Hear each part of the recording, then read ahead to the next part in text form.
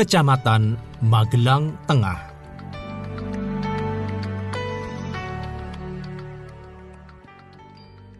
Kelurahan Magelang. 1. Kampung Boton. Merujuk pada tradisi lisan, Kampung Boton yang berada di Kelurahan Magelang di masa lampau adalah tempat tinggal seorang tokoh bernama Kiai Semboto. Sebagaimana kiai pada umumnya, Semboto dikenal bukan orang sembarangan. Identitas kiai yang dilekatkan pada dirinya adalah bukti penghormatan masyarakat setempat atas kemampuan dan kearifan yang dimiliki oleh Semboto. Berkat ketenaran sang tokoh, namanya kemudian diabadikan menjadi tetenger atau penanda kampung. Muncul tafsir sejarah lainnya yang logis bahwa sebutan Boton berasal dari rumah atau bangunan bata periode kolonial. Bagi masyarakat lokal, bangunan berbahan batu bata terbilang istimewa kala itu, mengingat mayoritas penduduk memakai rumah tradisional dari kayu dan anyaman bambu atau gedek. Karena kenyataan rumah yang dianggap istimewa ini, warga Magelang menamai lokasi rumah itu dengan sebutan Boton. Tafsir sejarah di atas diperkuat dengan kesaksian seorang warga keturunan Belanda, yakni Yvonne Sonja ten Horst Heinz, yang lahir di kampung Boton. Kala itu, Yvonne kecil tinggal di sebuah rumah gedek dengan omanya di Boton. Masih segar dalam ingatannya bahwa dahulu di sekitar rumahnya ada pohon jeruk nipis, banyak tanaman, juga sungai kecil dan tangga. Daerah sekitar itu terdapat pula rumah-rumah Belanda, irigasi, sekolah, makam, dan bangunan penampungan air raksasa Watertoren. Catatan kaki nomor 36. Ika Fitriana. Saya hanya keturunan Belanda. Mengapa saya diusir dari tanah kelahiran Indonesia? Dalam Kompas, 9 Februari 2018. Watertoren adalah bangunan raksasa berisi pipa-pipa besar yang dipakai untuk menyuplai air ke seluruh kota Magelang. Bangunan itu dibangun oleh Thomas Karsten pada tahun 1916 dan mulai beroperasi pada tahun 1920. Fakta lain yang menguatkan tafsir itu adalah berasal dari pendekatan tata ruang kota Magelang, bahwa Kampung Boton berdekatan dengan Kompleks Eks-Karesidenan Kedu, Museum Bumi Putra 1912, dan Gedung Dinas Kependudukan dan Catatan Sipil Pemerintah Kabupaten Magelang yang menempati bekas gedung Quick School 4. Quick School sendiri merupakan sekolah pendidikan guru yang berdiri pada tahun 1875 yang semula berada di Surakarta, lantas dipindah ke Magelang. Lazimnya di area pusat pemerintahan kota Praja, banyak dijumpai bangunan loji dari batu bata yang kokoh dan khas. Sekali lagi, mengingat era itu perumahan pribumi Magelang hanya berupa anyaman bambu dan papan kayu, maka ratusan rumah berbatu bata ini dinilai mewah. Ingatan tentang Kampung Boton kian membenak, karena Boton dikenal sebagai pusat edukasi di kota Praja Magelang. Aneka gedung sekolah banyak berdiri di sana. Tidak hanya itu, Boton populer sebagai pusat pemukiman bangsa Eropa yang berjejer di sepanjang jalan Boton.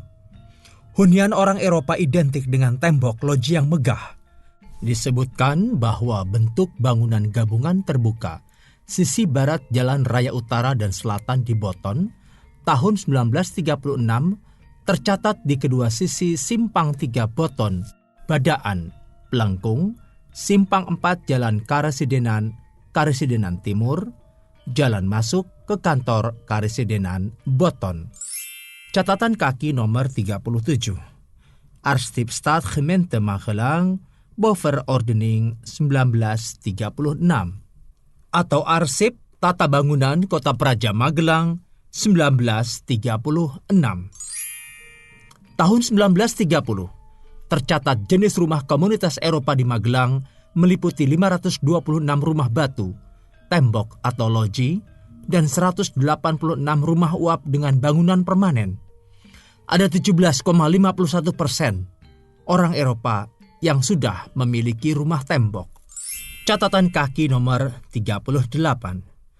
Arsip Volkstelling deel van European Nederlands Indie 1930 atau bagian sensus Eropa Hindia Belanda.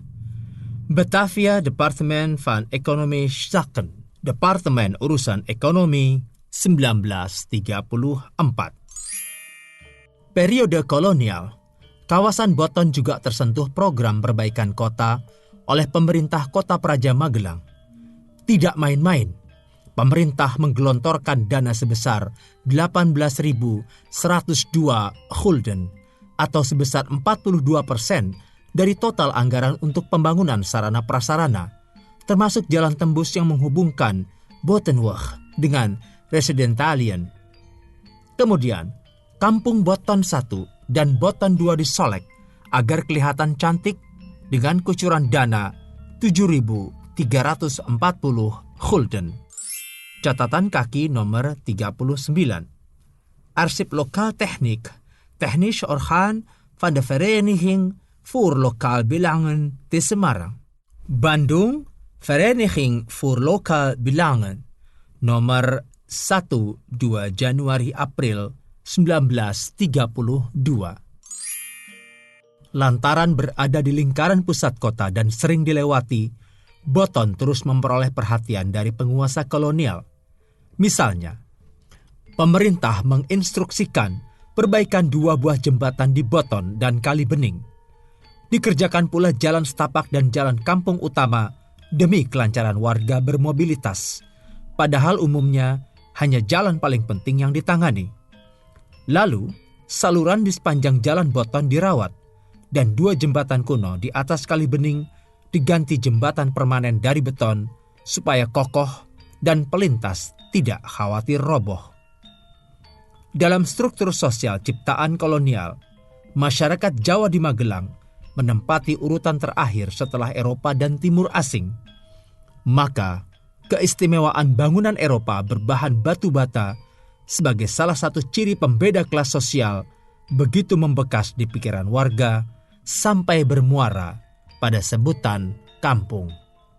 Boton Balong.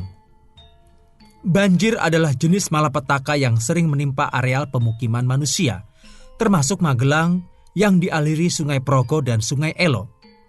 Dalam catatan kolonial, Magelang tahun 1920 pernah dilumat banjir. Banjir acap kali menjadi bencana tahunan di puncak musim penghujan. Ada tempat tertentu yang menjadi langganan banjir tahunan, bahkan sukar dientaskan dari bencana ini. Sebutan daerah langganan banjir maupun toponimi seperti Ngancar, Balong atau Balongan, Ngembak atau Ngembaan, Ledok, dan lainnya memberi pencitraan geografis yang demikian. Di masa silam, Kampung Boton Balong dimungkinkan merupakan daerah rendah yang sering tergenang banjir dan dimanfaatkan sebagai tambak atau kolam ikan. Dipilihnya tambak atau kolam di kawasan rendah memang logis. Jika musim penghujan tiba, aliran air akan menggenangi area itu, dan warga Magelang tidak sulit mengalirkan air ke balong atau kolam tambak ikan. Adapun genangan air yang cukup intens, warga memutar otak memanfaatkan balong berisi air untuk diberi bibit ikan. Hasil budidaya ikan di balong ini bisa dikonsumsi sendiri maupun dijual ke pasar tradisional di Magelang. Meja makan penduduk Magelang kala itu sudah akrab dengan ikan hasil budidaya tambak. Kenyataan ini dapat dibuktikan dari keterangan majalah Kejawen, terbitan Balai Pustaka tahun 1935, di mana di dalamnya terdapat kutipan sebagai berikut. Kangge tetiang padusunan ing bawah Kabupaten Magelang, ulam grameh punika kaanggep ulam ingkang edi piyambak. Tandhanipun ing pundi wonten tiyang gadoh damel ingkang asarana mawi pasugatan. ing ngriku tamtu wonten lawuhipun ulam grameh. Pancen nyatanipun ulam grameh punika dasar dagingipun momol. Erinipun ageng-ageng wonten ing gigir, eri ingkang alit-alit mboten wonten. Upamia ulam seganten, makaten saminipun ulam kakap. Catatan kaki nomor 40. Kejawen, Batavia, Balai Pustaka 1935. Terjemahan bebasnya. Untuk penduduk di pedesaan Kabupaten Magelang, ikan gurame dianggap sebagai ikan yang paling enak sendiri. Buktinya, di setiap orang punya hajatan, bisa dipastikan terhidang lauk ikan gurame. Memang nyatanya ikan gurame itu dagingnya empuk dan durinya besar-besar, tidak ada yang kecil. Ikan gurame hampir sama dengan ikan kakap. Selain gurame dan kakap, ikan yang umumnya dibudidaya di kolam tambak, yakni ikan mas atau Cyprinus carpio, yang dipercaya masuk ke Hindia Belanda dari Eropa dan Tiongkok. Misalnya, tahun 1860-an, masyarakat di Ciamis, Jawa Barat telah mempraktekkan pengembangbiakan ikan mas dengan memakai media kakaban ijuk. Ikan tersebut mudah dikembangkan di lingkungan tropis seperti Magelang dengan suhu ideal antara 23 hingga 30 derajat Celcius.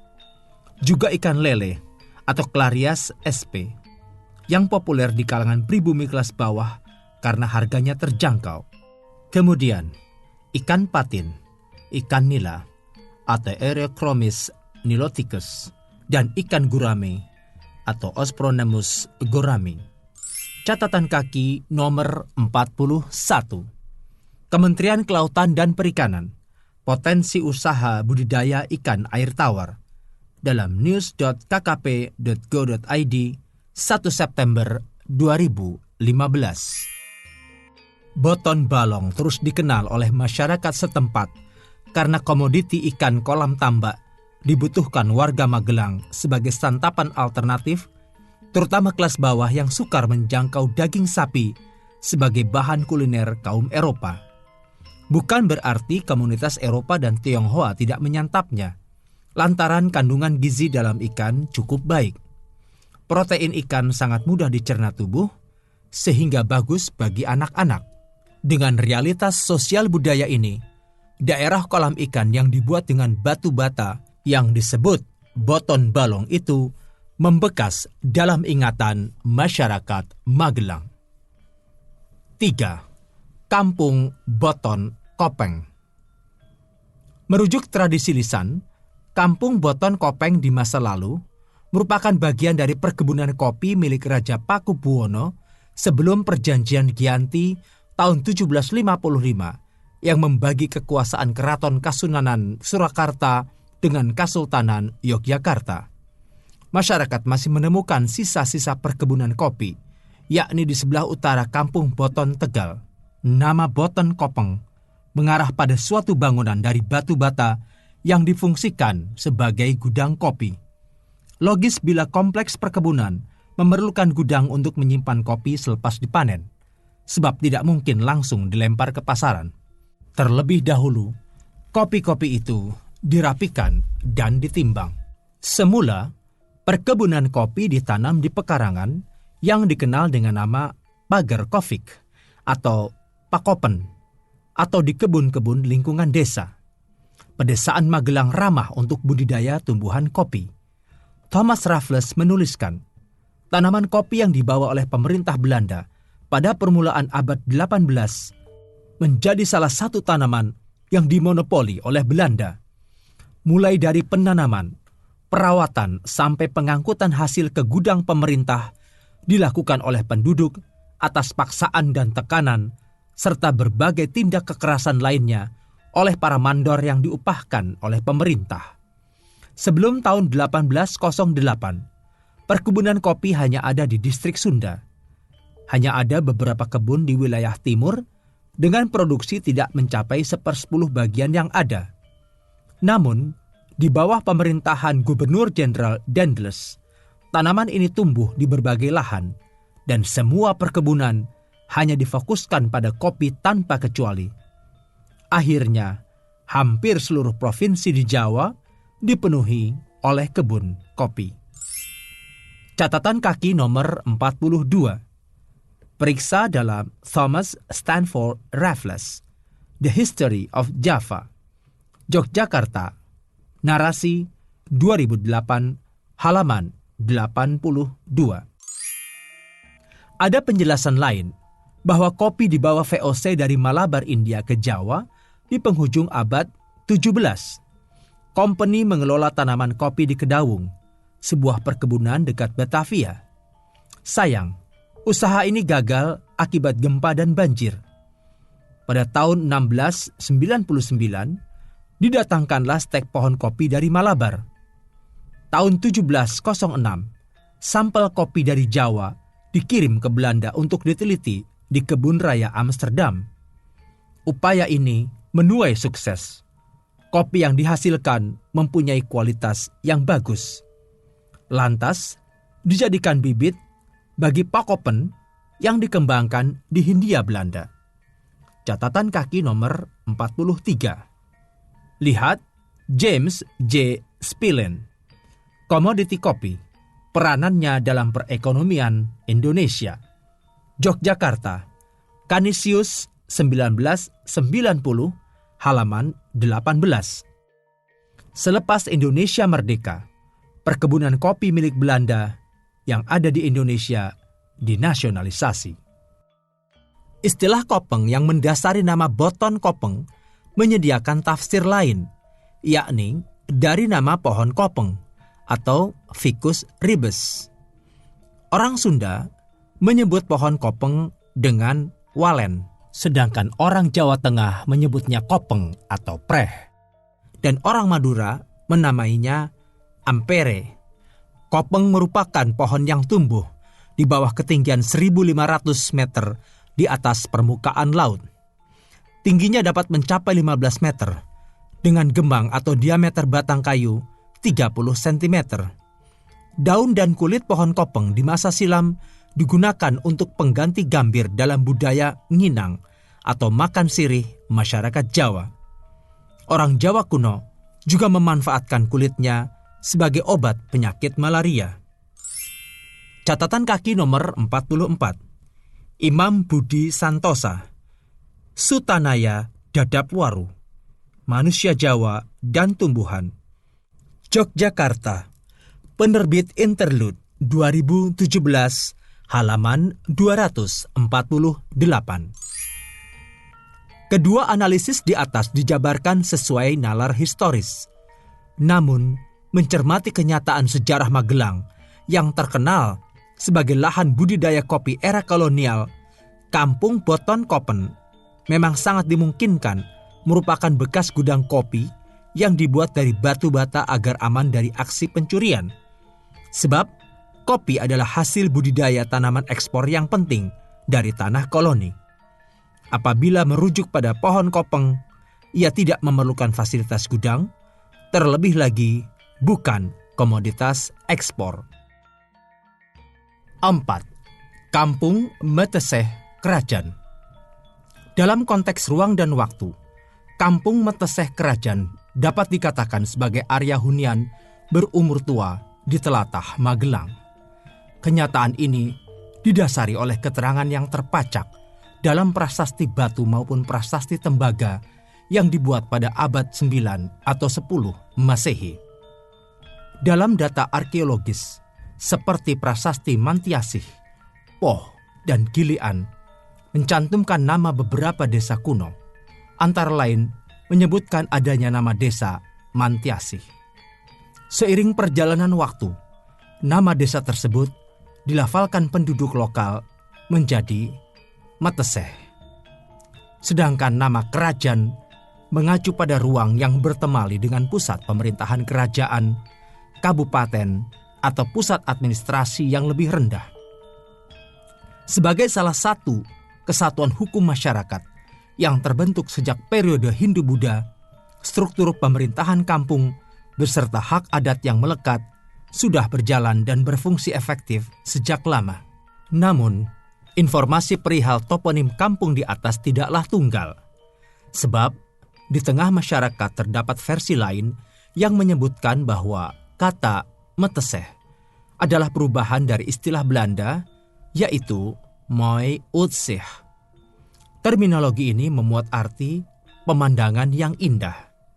Ditinjau dari aspek geospasial, letak kampung tersebut memang berada di sisi Kali Progo dengan pemandangan yang indah ke Gunung Sumbing dan perbukitan Gianti yang kemudian menarik minat pelancong untuk datang.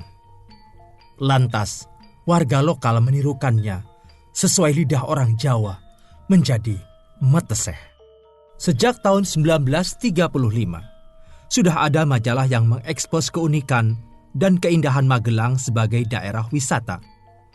Majalah ini disusun untuk para pendatang dan turis asing yang ingin berkunjung atau mengetahui sejarah Magelang lebih dekat. Majalah itu bernama Wetenswaardigheden van Magelang yang dianggit dan diterbitkan oleh H.J. Schauke. Catatan kaki nomor 45. Teddy Harnawan. Di bawah bayang-bayang modernitas, orang-orang Indo di kota Magelang 1906-1943.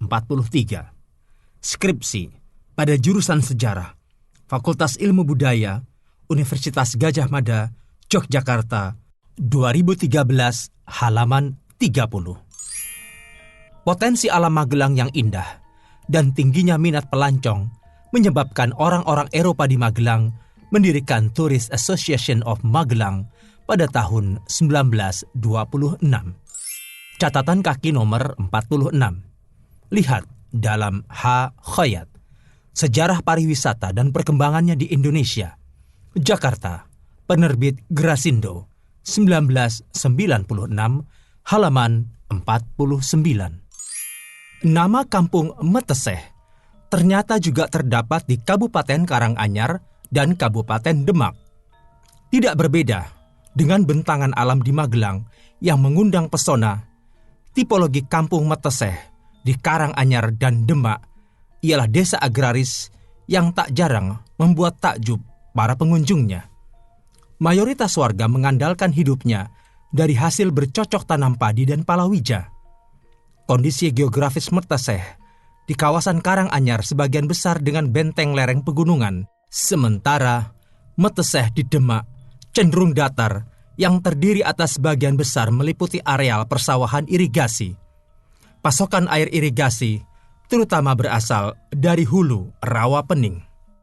Adalah suatu hal yang lazim. Dalam kampung lawas yang terdapat di Jawa, ada upaya penokohan terkait pembentukan nama kampung. Demikian pula yang terjadi di Meteseh Karanganyar yang memuat percakapan figur lokal Pangeran Sambernyawa atau Raden Mas Said, dan di Meteseh Demak hidup tokoh yang melegenda Mbah Pelantaran atau Ki Ageng Meteseh. Contoh titah atau perkataan tokoh yang bertautan dengan toponimi kampung sewaktu sampai di desa Meteseh. Wes, aku tak nangkene ae, ben slamet nyiseh. Dari kejadian itulah desa itu dinamakan Meteseh. Meteseh sendiri berasal dari kata selamat dan nyiseh. Selamat artinya selamat dan nyiseh artinya menepi. Dengan demikian, aspek kesamaan pada aneka cerita di atas ialah pelafalan lidah orang lokal yang sangat mempengaruhi perubahan nama daerahnya di kemudian hari. 5. Kampung Jayengan. Kampung Jayengan berasal dari istilah Jayeng. Terminologi Jayeng menautkan dua makna dalam bahasa Jawa kuno. Makna pertama berarti menang atau jaya, dan dengan aplikasi makna ini bisa dianalogikan bahwa kampung Jayengan berkonotasi dengan bidang keprajuritan. Hal ini terutama dapat diterima ketika beberapa nama bangsawan pribumi yang diserahi untuk memimpin suatu pasukan tempur diberi sebutan dengan istilah Jayeng di depannya, semisal Jayeng Rono, Jayeng Riris, dan lain-lain.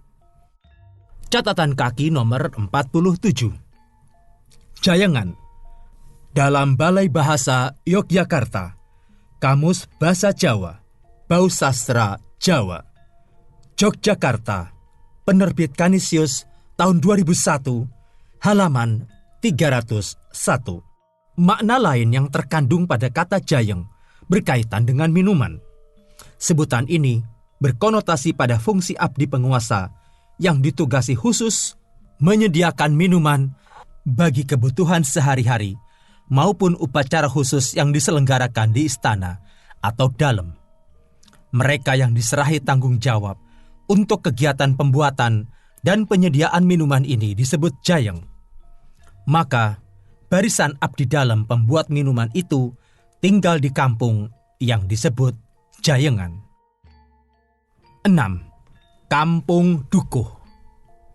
Sebutan Kampung Dukuh yang berada di Kota Magelang menyeratkan adanya latar belakang status yang diberikan pada lokasi ini.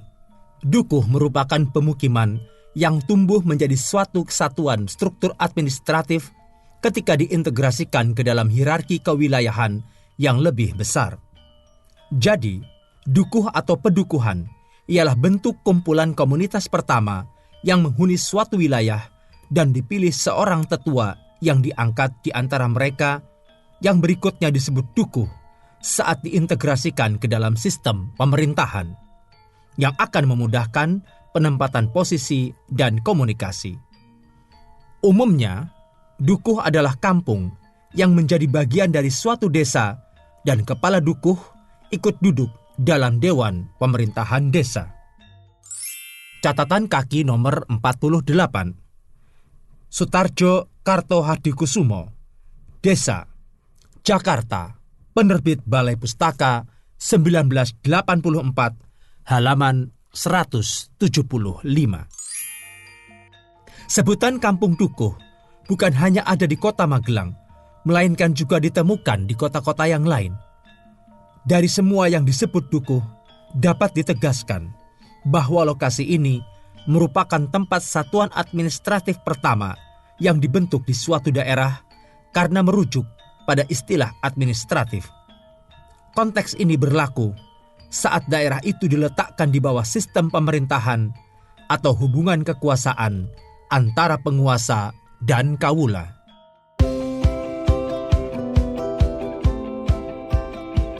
Dengarkan bagian selanjutnya hanya di channel Dengar Buku.